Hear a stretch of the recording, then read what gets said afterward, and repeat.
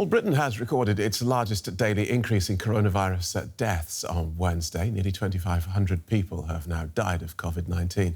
The government has been criticised for carrying out too few tests compared to other countries. Authorities have opened a series of emergency field hospitals across the country to deal with the massive surge in cases. DW's Charlotta Potts reports from London.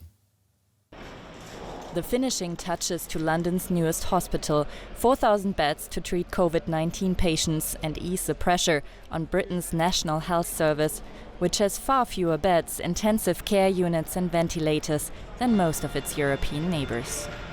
What you see here is a mass mobilisation taking place right across the country, but also at these new Nightingale hospitals. This has been an extraordinary team effort on the part of nurses and doctors and therapists and pharmacists across London, but also volunteers and paramedics and people returning to help. 20,000 retired doctors and nurses have returned to work. Most of them could be needed to cover this new hospital alone. Meanwhile, critical care beds across London are filling up. Doctors and nurses are bracing for a continuous tsunami of corona patients, and they're frightened of what's to come. They don't have the proper equipment to protect themselves, and there is a serious lack of testing. 1 in 4 hospital doctors is self-isolating at home at the moment because they can't get tested just at a time when they are needed the most. So far, only 2,000 out of 500,000 frontline NHS staff in England have been tested for the virus.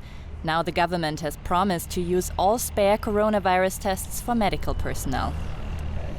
British industry is doing its part in the crisis. Instead of vacuum cleaners, Dyson is now building thousands of ventilators, as will car makers from the world of Formula One racing like Mercedes and McLaren.